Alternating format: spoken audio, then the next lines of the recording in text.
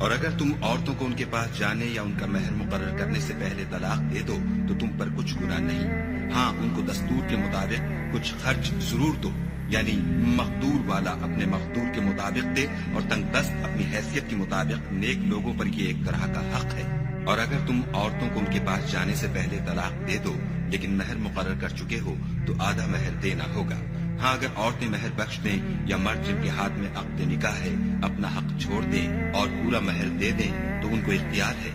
اور اگر تم مرد لوگ ہی اپنا حق چھوڑ دو تو یہ پرہیزگاری کی بات ہے، اور آپس میں بھلائی کرنے کو فراموش نہ کرنا، کچھ شک نہیں کہ خدا تمہارے سب کاموں کو دیکھ رہا ہے۔ مسلمانوں، سب نمازیں خصوصاً بیچ کی نماز یعنی نماز عصر پورے التزام کے ساتھ ادا کرتے رہو اور خدا کے آگے ادب سے کھڑے رہا کرو۔